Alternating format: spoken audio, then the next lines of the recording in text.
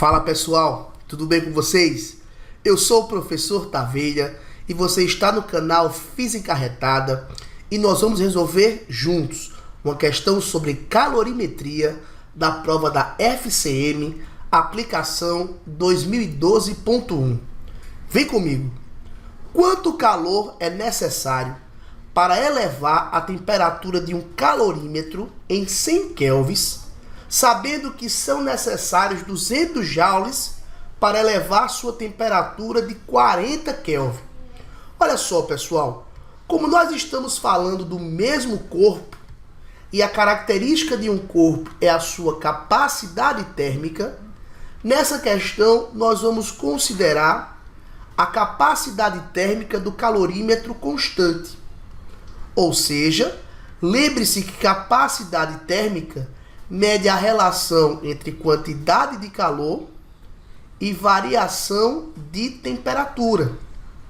Sendo assim, eu posso falar que a quantidade de calor antes pela variação de temperatura antes é a mesma coisa que a quantidade de calor depois vezes sobre a variação de temperatura depois. Correto?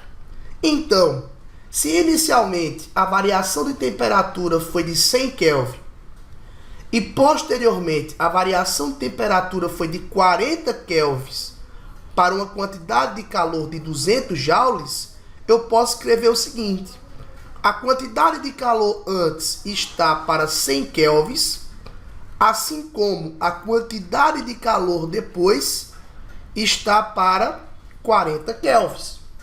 Então, se 200 joules é para a elevação de temperatura de 40 kelvins, quantos joules eu teria para a elevação de temperatura de 100 kelvins? Lembrando que aqui eu posso fazer o cálculo em kelvins, porque a variação de temperatura na escala Kelvin é a mesma coisa que a variação de temperatura na escala Celsius. Ou seja, uma variação de temperatura de 100 kelvins corresponde também a uma variação de temperatura de 100 graus Celsius. A mesma coisa para uma variação de 40 kelvins, que eu teria uma variação de temperatura de 40 graus Celsius.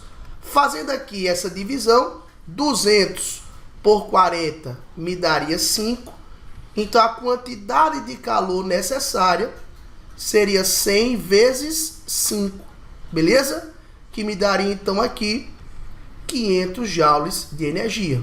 E a nossa resposta aqui seria a letra B, de botando para quebrar na sua prova do vestibular. Se gostou desse vídeo, deixa o seu like e vamos juntos. Valeu!